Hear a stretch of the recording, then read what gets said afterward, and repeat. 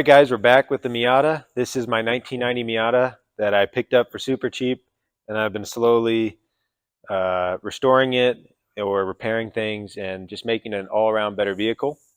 Now you can see the wrap that I was working on is finally done. This is Smurf Blue from Vivid Ultra Gloss and Vivid Ultra Gloss White.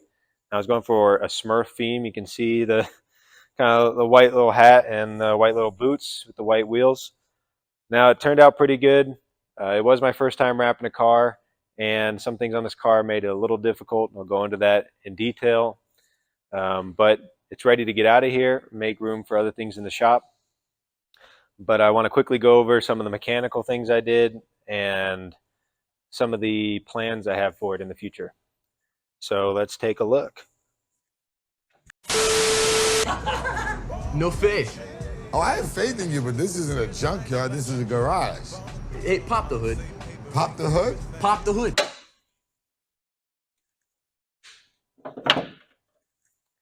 There it is. Now, you might have been expecting big turbo or a big supercharger. Nah, it's all stock. No shit. And what did I tell you? I retract my previous statement. You know what? This will decimate all after. You put about 15 grand in it or more if we have to. Overnight parts from Japan.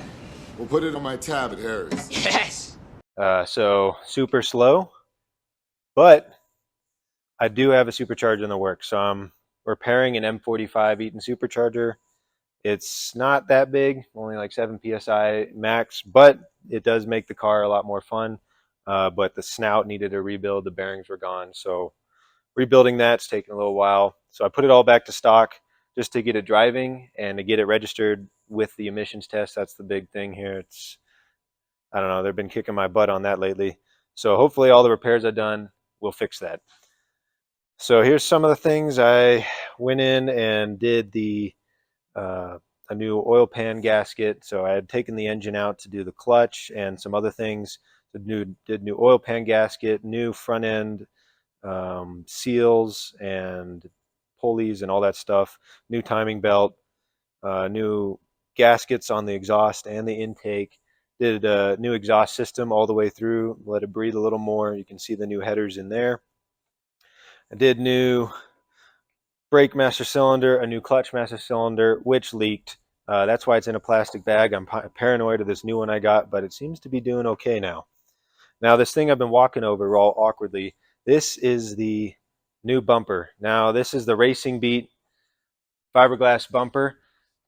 I think it's one of the few aftermarket bumpers that looks good with the stock body line, so I don't have to do a new rear bumper or side skirts or any of that stuff, and it'll still look like it fits in. I'm dealing with some of the issues of an aftermarket bumper, which is fitment and just being delivered not done. So I need to add all the mounting holes just everywhere on the bumper to get it to fit in there, and I just haven't gotten around to it yet. And then I'll have to wrap it, which will be another big task, a lot of recesses, and I'm not sure how the wrap's going to stick to the gel coat, but we'll cross that bridge when we get there. Did new radiator, new headlights. These are cheap eBay headlights for a 7-inch round, so like a Wrangler, it's the same headlight. So a ton of options out there. I picked the cheapest one. Hopefully it doesn't break on me. Now these are custom AC lines I made, rubber lines with the beadlock fittings. Now the reason I did that is, one, I accidentally threw out one of the metal AC lines, and it would have cost about the same to get one of those as it did to build this system. And while I was at it, I was able to fix the position of these ports. If anybody has an NA Miata, they still have AC in. They know that the ports face the intake manifold, which is just a really dumb design. It makes it tough to get to. And if I wanted to do the coolant reroute, which is popular on these, which I might do once I supercharge it, it would get in the way of those fittings.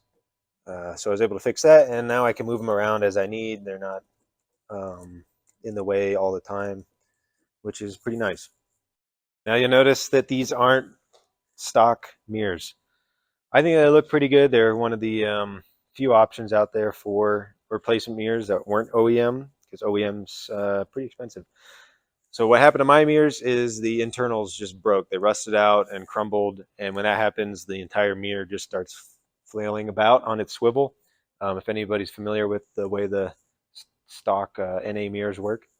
So these are a little bit more well designed. They are easier to adjust, and you can kind of move them without having to worry about screwing things in and out and banging them to try to get them to swivel on their joint like the stock mirrors. And the interior I completely cleaned up. It's got rid of any dirt, dust, mold, anything that I found, and added this aftermarket center console. This is the IL Motorsport center console. One thing I do like about it is the cup holders. One thing I don't like about it is the cup holders. So they get in the way of the passenger seat. And since I have added a small subwoofer behind the passenger, it doesn't allow the passenger seat to really move anywhere. So hopefully my passengers aren't over 6'5" or something. But it should be fine for most people. Now, a little note on the wrap itself.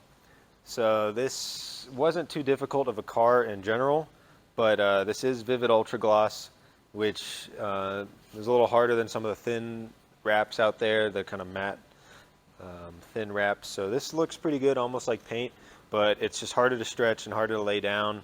And since it was my first time wrapping a car in general, it was pretty difficult, especially to get the corners or under the trim that couldn't come off. But it turned out pretty well. The biggest issue on this car actually was the bad paint. So this car desperately needs a repaint, but I didn't want to do that at this point, so that's why I went with the wrap. And you can see it especially on the hardtop here, these bumps, kind of features. It looks like a topographical map. That's paint coming off. So if you're going to do a car with bad paint like this, and you're going to wrap it, just know you got to lift and stretch and lift and stretch, which will peel off bad paint. So one thing that helped on the rest of the car, because this is the first piece we did, was I found D-Tack solution, which just reduces the tackiness of the wrap while you're working on it. And I saw a lot less paint peel on the rest of the car here. Okay, another thing, if you got a Miata, or I guess any car with sketchy looking master cylinders that you buy off eBay, just a word of warning. So my clutch master cylinder is in a plastic bag, and that's because the one I had on there before leaked. So I'm kind of paranoid now.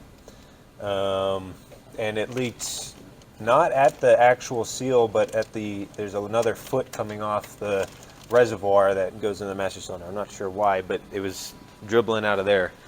So when I'm 100% confident that's never going to leak, I'll take the bag off, but for now, keeping the bag on, because brake fluid just eats through paint like nothing else.